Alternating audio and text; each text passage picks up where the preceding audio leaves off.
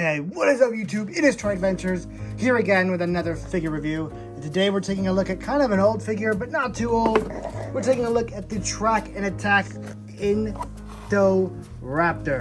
Now this is one we kind of waited on for just a little bit, just because, it's just another Indoraptor. But we figured it came with some pretty cool parts, like the dino tracking parts that made it worth its while. It's a really nice kind of transcending blue color. I don't know what the word for it. I can't think of the word. Anyway, first we're just going to take a quick look at this box. Pretty standard for the Dino Trackers. It says Dino Trackers. You have the little jungle logo up there showing what it's meant for. And it says Track and Attack down there. Indoraptor. Pretty standard packaging, I should say, for this guy. Looking pretty good. Taking a look at this side of the box, we have another nice image of it taking out. I do not remember his name. But we do have the Stegosaurus, and again, another don't remember his name. They do so many random dinosaurs in this line. But they both have capture gear. It has sound and lights. Has like a little camera thing right there in the head, and then something else to attach on the body, I think? Or no, is that just for the head? I'm not sure. Anyway, just thought I would breeze through the box section here because I'm actually in the hurry to get on the move, so I kind of have to do this section quick. But yeah, there's nothing really new about this box, right? It's just a standard Dino Tracker. So yeah, let's go ahead and get this thing out of the box and see how cool it really is. And here we have the Indoraptor, fully taken out of the box. Now I know this has been a while coming. I kept, hyping up the review way back when, but I've just been so busy. And now I've finally gotten around the time. When this initially released, I didn't buy it just because it was another Indoraptor, and it was a little more limited than the Indoraptors that have came before it. Really, the only thing that sold me on it this time was two things: the head sculpt and that little Dino Tracker headpiece bit. Now, the head sculpt on this is a massive improvement from the last two. We'll go ahead and do the comparisons at the end of the video, but I'll let me just take my word for it for now. That is the best head sculpt of the Indoraptor we've gotten so far. And the little tracker bit, what's cool about it is it does have an adjustable strap, so this could fit, realistically, any of the Indoraptor toys that have came out since then.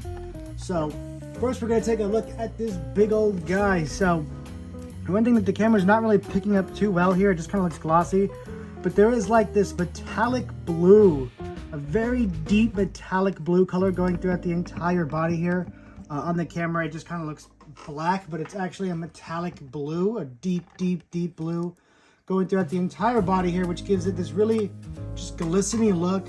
And I can't say I enjoy it too much. It's pretty, don't get me wrong, it is very pretty. It's a very nice shelf piece kind of toy, but in terms of looking like a dinosaur, it's kind of silly. Just my opinion. I don't really like this super glossy, glistening kind of metallic blue look. It's definitely a unique look, but not one I'm too particularly fond of. I know there's going to be people who are, and more power to them. That aside, this one is much more limited than other Indoraptors have been. One thing you'll notice is that there is no articulation in the arms. The arms just move up and down. There is no bend at the wrist, the elbow, or even any outward at the arm.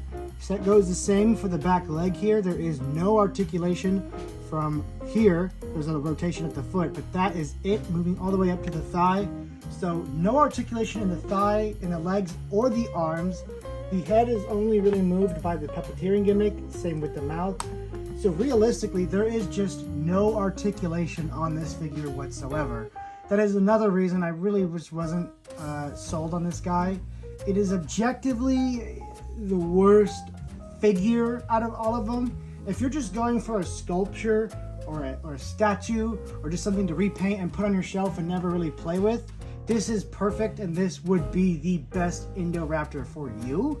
But for the rest of us who want to mess around with the figures, get them in cool poses, take pictures of them in unique poses and whatnot, and just generally pose with them, this is a pretty bad figure because there is so limited options. Now we're going by Mattel's standards. Obviously there are Kenner figures with no articulation that are goats, but this has to be held up to the standards of the Indoraptors that came before it, and they all had some degree of articulation. We all know the first one was super articulated, and then the next one was a little less articulated, while this is just not articulated. So, that being said, let's get on into what makes this figure actually unique. It's Gimmicks. Now, obviously, it has a button right here, and that gives you some light up eyes. We'll turn off the lights so you can get a better look at those.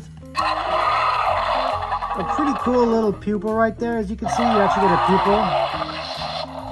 That looks really, really nice. I really enjoy that. And that's coming from someone who really does not like lights, like light gimmicks and dinosaur toys. I think that's just really like knockoff kind of bootleggy kind of territory. But this one just kind of works because it's a red eye and this is a hybrid, so it makes it look even more sinister and evil. We saw this already with the Carnotaurus where the wound lights up. That is what I think is stupid. I don't like that. This is passable because of its specific circumstances of what type of dinosaur this is. So that is actually pretty cool to me. Of course, it's a plus for Mattel, at least, that they're actually using movie accurate sounds. So the sound effects and light up gimmicks on this overall are actually pretty nice. I am quite happy with it. It's really the articulation where this figure fails, and the paint, in my opinion. Now, that is my opinion, the paint part, because there could be people who find this beautiful, but I just find it a little distracting. But he does come with this nice little Dino Tracker piece that is, you know, tightened and whatnot with this little strap kind of belt. That just slides over his face. Probably going to want to undo it first. And then once you got it in there, you just slide it through. And bada bing. And you're going to want to tighten it, but we don't need to tighten it too much here. There you go. And it gives him kind of a cyborg look. Look at that. I can't think of the character's name from Star Trek, but he kind of reminds me of him. Or is it Battlestar Galactica? I don't know. If it's not Star Wars or Halo, I don't know what it is, if it's a space opera. So, but that just kind of reminds me of. It's like a little tracking camera, mind control, something device. I don't know, it's just a gadget to strap onto the Indoraptor's head to show that it has been, I guess, acquired by the humans and is now being controlled by them. So, I've been enjoying these little gimmicks they've been putting on the dinosaurs. I would prefer if they stuck to maybe cameras on the head and then capture gear. I don't want this to start swerving into Dino Riders territory. That would be way too silly for me. I would rather them just keep it to, like, you know, head cams and capture gear. Classic stuff or stuff that I could realistically be seeing put on these dinosaurs. So this is cool. I really enjoyed this, and it's honestly what sold me on this toy in the first place. Is just having this little piece that I could put on other Indoraptors. And you guys, those of you who've seen the new toy movie, and if you haven't, go watch. A brand new Rise of Hybrid is on the channel right now. Well, I used that in that movie, and yeah. So that is all I had to say about this figure. But let's see how it can compare to his brothers or her sisters or whatever gender they assign to this dinosaur in this movie. We have the original superposable Indoraptor. Now, this one beats it out in articulation, obviously. Paint-wise, I'm going to go with yes as well, just because this one was pretty nicely painted for when it came out. Now, mine is super dusty and dirty, as you can see, because it is old. I bought mine before they even released back in 2018. So, definitely an improvement of articulation on the old one. But I think the new one has better sculpting. Like, the body feels more filled out. This one just feels super noodly and lanky, whereas this new one looks much more bulky and filled out and alive. So yeah, the new one just has a miles better sculpt, but the articulation just isn't there. If you combined these two figures, gave it the sculpt of the new one and the articulation of the old one, well, you have the best Indoraptor toy possible, and I hope that's what they do for the Hammond collection. Now, we're going to take a look at their 2.0 Indoraptor. This is something Grab and Growl or something. I'm not sure. It's something like that. But we do have our next Indoraptor. This one is a bit more animatronic, like this new one. So, you can go ahead and see that even still, they still haven't quite gotten the Indoraptor sculpt nailed. They're getting closer, they're getting better, but it's still just not quite there yet. And it wasn't until this new figure to where they get it perfectly. So there's a little bit better look at it too. So yeah. That being said, this is still a great figure. And there's his little scan gimmick. I expected there to be 2 buttons on this guy, just something to control the, control the arms and legs. But as far as I'm seeing, there's only 1. Is there one here on the head? No. So there's nothing to control the arms, even though. Oh, the arm is the feature. Okay. So just kind of like the classic old toys. Usually you'd move the arm down, and this one you move the arm up. Oh, okay. I get it now. It's supposed to be clawing. That is actually pretty sweet. I gotta say, that is actually a really cool gimmick. A classic karate chop, dino slash, whatever kind of just hand attack. That is actually pretty sweet. A pretty vintage toy gimmick. You don't really see those too many of those anymore. So that's actually pretty cool.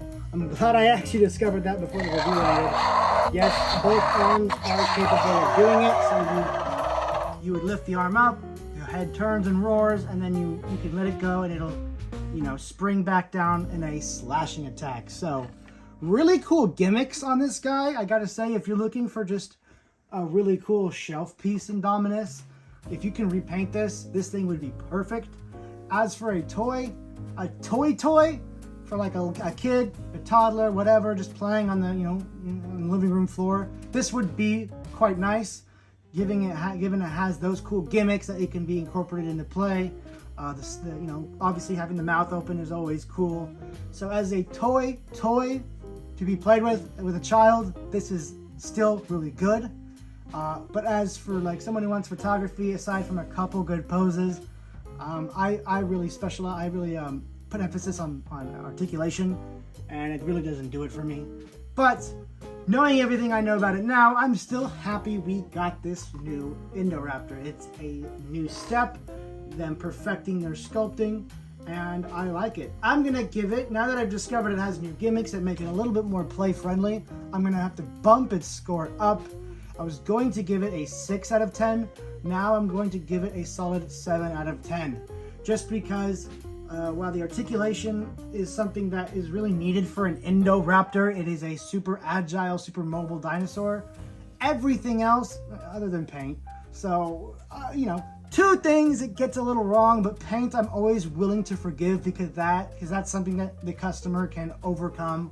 And it's something that we've gotten used to in the Mattel line. Complaining about it would just be beating a dead horse at this point.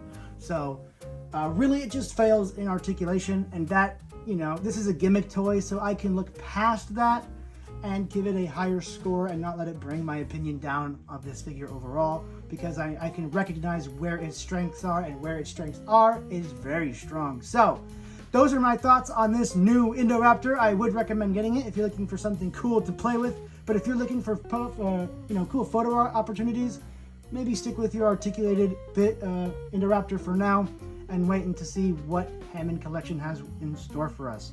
So, guys, thank you so much for watching. This has been Toy Adventures, and I'll catch you guys in the next video.